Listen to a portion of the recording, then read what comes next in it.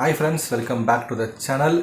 Last video வந்துட்டு யாரெல்லாம் ID course வந்து படிக்கலாம் யாரெல்லாம் படிக்க வேணாம் அப்படின்னு நான் சொல்லியிருப்பேன். அந்த வீடியோ பார்த்துட்டு வாங்க. இந்த வீடியோவில் சாஃப்ட்வேர் டெவலப்மெண்ட் கோர்ஸில் வந்துட்டு என்னென்ன விஷயம்லாம் சொல்லிக் கொடுப்பாங்க அப்படின்ற டீட்டெயிலாக பார்த்துடலாம். ஃபஸ்ட்டு வந்துட்டு சாஃப்ட்வேர் வந்துட்டு மூணாக பிரியுது. ஒன்று வந்து ஃப்ரண்ட் எண்ட், மிடில் வேர், பேக் எண்ட் அப்படி மூணாக பிரிக்கப்படுது. ஃப்ரண்ட் எண்ட் பொறுத்த வரைக்கும் என்னென்னா நம்ம கண்ணால் பார்க்குற விஷயம் எல்லாமே ஃப்ரண்ட் எண்ட் தான். ஓகேங்களா? ஸோ நம்ம கண்ணால் பார்க்குற எல்லாமே ஃப்ரண்ட் எண்ட் தான். ஓகேங்களா? ஒரு கூகுள் குரோமில் போயிட்டு நீங்கள் பார்க்குற எல்லாமே ஃப்ரண்ட் எண்ட் தான். அதில் www.instagram.com டைப் பண்ணினா ஒரு பேஜ் வரும் இல்லையா, அதுவுமே ஃப்ரண்ட் எண்ட் தான். யூடியூப் கிளிக் பண்ணினா யூடியூப்பில் நிறைய வீடியோஸ் வந்து பார்த்தீங்கன்னா அந்த வீடியோஸ் எல்லாமே ஃப்ரண்ட் எண்ட் தான். இந்த மாதிரி கண்ணால் பார்க்குற எல்லாமே ஃப்ரண்ட் எண்ட் தான். ஓகேங்களா? இப்போ நீங்கள் ஃபோனில் வாட்ஸ்அப் எடுத்துக்கோங்க, நீங்கள் எந்த ஒரு ஆப் எடுத்தாலுமே நீங்கள் கண்ணால் பார்க்குற எல்லாமே ஃப்ரண்ட் எண்ட் தான். ஓகேங்களா? ஸோ நம்ம டெக்ஸ்ட் பண்ணுறது, ஒரு பட்டனை கிளிக் பண்ணுறது, இந்த பட்டன்ஸு, சர்ச் பாரு எல்லாமே வந்து ஃப்ரண்ட் எண்ட் தான் வரும். ஓகேங்களா? ஸோ பேக் எண்ட் அப்படின்னா, பேக் எண்ட் என்னன்னா அது வந்து ஒரு ஸ்டோரேஜ் டிவைஸ்.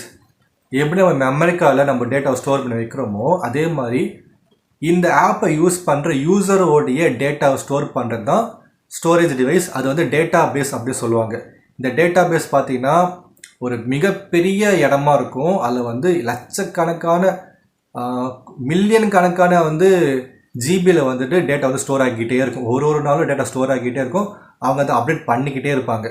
இப்போ யூடியூப் எடுத்துக்கிட்டே வச்சுக்கோங்களேன், அது ஏகப்பட்ட வீடியோஸ் இருக்குது, லட்சக்கணக்கான கோடிக்கணக்கான வீடியோஸ் இருக்குது. அந்த வீடியோ எல்லாமே எங்கே போய் ஸ்டோர் ஆகும்னா இந்த டேட்டா பேஸாக போய் ஸ்டோர் ஆகும். இன்ஸ்டாகிராமில் நீங்கள் ஒரு ஃபோட்டோ அப்லோட் பண்ணிட்டீங்கனாலும் அது போய் டேட்டா பேஸாக ஸ்டோர் ஆகும்.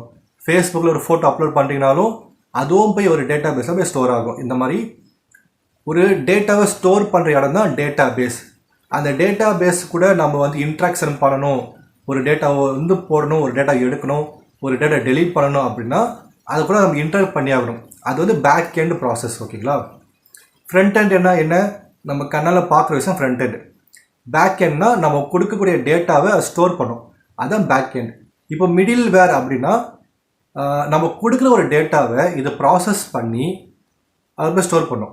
அங்கேருந்து ஒரு டேட்டா எடுத்து அதை ப்ராசஸ் பண்ணி நம்மகிட்ட கொடுக்கும். ஓகேங்களா? நமக்கு இங்கே ஃப்ரண்ட் எண்டில் நம்ம கொடுக்குற டேட்டாவை இது வந்து ப்ராசஸ் பண்ணி பேக்கில் ஸ்டோர் பண்ணோம். ஒருவேளை டேட்டாவை வந்து நம்ம எடுக்கணும் அப்படின்னா பேக்கில் இந்த டேட்டாவை எடுத்து அதை ப்ராசஸ் பண்ணி ஃப்ரண்ட் எண்ட் கிட்ட கொடுக்கும். இதுதான் மிடில் வேரோடைய வேலை. ஓகேங்களா? நான் இப்போ சிம்பிளாக ஒரு எக்ஸாம்பிள் சொல்கிறேன். நீங்கள் ஏடிஎம்க்கு போகிறீங்க. ஓகேங்களா? உங்கள் கார்டு எடுத்து ஏடிஎம்மில் போட்டுட்டு நீங்கள் வந்து 4 டிஜிட் நம்பரை வந்து டைப் பண்ணுறீங்க. ஓகேங்களா? அதுக்கு முன்னாடி அந்த கார்டை வந்து அதை வந்து அந்த மிஷின் வந்து ரீட் பண்ணி ஒரு டேட்டாவை எடுக்கும். அதை எடுத்து ப்ராசஸ் பண்ணி அந்த பேக் எண்டில் போய் தேடி பார்க்கும், இந்த டேட்டாவில் யார் இருக்காங்க அப்படின்னு தேடி பார்க்கும். ஸோ அது போய் பேக் எண்டில் சர்ச் பண்ணி இந்த கார்டோடைய ஓனர் யார், அவங்க பேங்க் பேலன்ஸ் எவ்வளோ இருக்குதுன்னு ஒரு டேட்டாவை அதை ப்ராசஸ் பண்ணும். ஓகேங்களா? ப்ராசஸ் பண்ணும். அதுக்கு அடுத்து நீங்கள் 4 டிஜிட் பாஸ்வேர்டு வந்து நீங்கள் போடுவீங்க. அந்த பாஸ்வேர்டு வந்து கரெக்டாக இல்லையா அப்படின்றத மிடில் வேர் வந்து செக் பண்ணும்.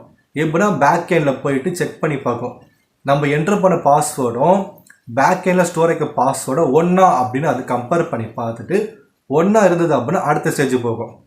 ஒன்றா இல்லை அப்படின்னா அது அங்கேயே ஸ்டாப் ஆகிடும். ஸோ இந்த மாதிரி இந்த ப்ராசஸ் வந்து அது வந்து நடுவில் இருக்கிற விஷயம் தான் ஒரு இம்பார்ட்டண்டான விஷயம். ஸோ அதுதான் ப்ராசஸ் பண்ணிக்கிட்டே இருக்கும். இப்போ நம்ம பேங்க்கில் வந்து ஒரு 10,000 ரூபாய் இருக்குது, நம்ம வந்து 12,000 ரூபாய் நம்ம என்ட்ரு பண்ணிட்டோம்.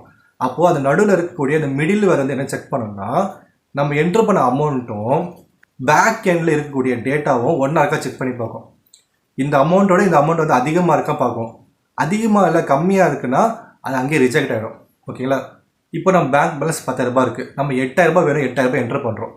அப்போ நடுவில் இருக்கக்கூடிய அந்த மிடில் வேர் வந்து என்ன பண்ணோன்னா இவங்க வந்து 8,000 ரூபாய் என்ட்ரு பண்ணியிருக்காங்க, பேங்க் பேலன்ஸ் வந்து 10,000 ரூபாய் இருக்குது, என்ட்ரு பண்ண அமௌண்ட்டை விட பேங்க் பேலன்ஸ் அதிகமாக இருக்குது அப்படின்னா அடுத்த ப்ராசஸில் போகும். அப்போ கன்ஃபார்மாக எஸ் நோ இருக்கும். எஸ்ன்னு கொடுத்தா அந்த 8,000 ரூபாய் எடுக்கிறதுக்கான சிக்னலில் அது வந்து ப்ராசஸ் பண்ணும்.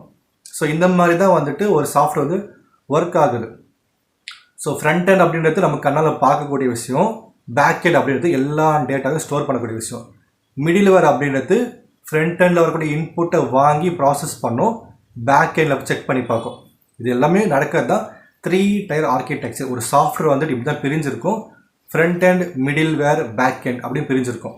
இப்போது நீங்கள் ஐடியில் வந்துட்டு சாஃப்ட்வேர் டெவலப்பர் ஆக ஆசைப்படுறீங்க அப்படின்னா இந்த மூணில் வந்துட்டு எதனா ஒன்று வந்து எடுத்து படிச்சிங்கனாலே உங்களுக்கு போதுமானது ஒரு ஐடி கம்பெனியில் ஒரு வேலையை வாங்க முடியும். ஃபஸ்ட் வந்து ஃப்ரண்ட் எண்ட் கிட்ட வருவோம். ஃப்ரண்ட் எண்டில் பார்த்தீங்கன்னா மொத்தம் 4 சப்ஜெக்ட் இருக்குது. நீங்கள் வந்து ஃப்ரெஷராக ஜாயின் பண்ணுறதுனால இது அப்படியே கரைச்சி குடிக்கணும்னு அவசியம் கிடையாது. ஒரு இன்டர்மீடியட் அளவில் நீங்கள் படிச்சிருந்தீங்கனாலே போதும், நீங்கள் ஈஸியாக இன்டர்வியூவில் பாஸ் ஆகிட முடியும். அதுக்கு என்னென்ன படிக்கணும் அப்படின்னா, ஃப்ரண்ட் எண்டை பொறுத்த வரைக்கும் ஃபஸ்ட்டு வந்துட்டு HTML அது வந்து படிக்கணும். அதுக்கு அடுத்து வந்து CSS படிக்கணும். இந்த HTMLம் CSSமே ரொம்ப ஈஸியான ஒரு ஜாலியான சப்ஜெக்ட், ஓகேங்களா? ரொம்ப ஈஸியாக படித்து முடிச்சிடலாம். அதுக்கடுத்து ஜாவா ஸ்கிரிப்ட் இருக்குது. இந்த ஜாவா ஸ்கிரிப்ட் பார்த்தீங்கன்னா போத் ஸ்கிரிப்டிங் லாங்குவேஜும் யூஸ் ஆகும், ப்ரோக்ராமிங் லாங்குவேஜும் யூஸ் ஆகும். ஸ்கிரிப்டிங் லாங்குவேஜ் அப்படின்னா நம்ம பார்க்கக்கூடிய பட்டன்னு, சர்ச் பார், இது எல்லாத்தையுமே யூசர் ஃப்ரெண்ட்லியாக மாற்றக்கூடிய விஷயந்தான் ஸ்கிரிப்டிங் லாங்குவேஜ். அதை ஜாவா ஸ்கிரிப்டை யூஸ் பண்ணி தான் அந்த பட்டனை வந்து கிளிக் பண்ணால் என்ன நடக்கும், இந்த சர்ச் பார் கிளிக் பண்ணால் என்ன ஓப்பன் ஆகணும், நம்ம இதை டைப் பண்ண என்ன நடக்கணும் அப்படின்னு எல்லாத்தையுமே அதை வச்சு நம்ம ப்ரோக்ராம் பண்ண முடியும். ப்ரோக்ராமிங் லாங்குவேஜாக போயிட்டீங்க அப்படின்னா அது பெரிய ஒரு டாப்பிக்கு, நம்ம எல்லாத்தையுமே படித்தாகணும். பட் ஸ்கிரிப்டிங் லாங்குவேஜை வந்துட்டிங்கன்னா அது படிக்கிறதுக்கு கொஞ்சம் அதிகமாக இருக்காது, கம்மியாக தான் இருக்கும். அதுக்கடுத்து ரியாக்ட் இருக்குது ஆர் ஆங்குலர் இருக்குது.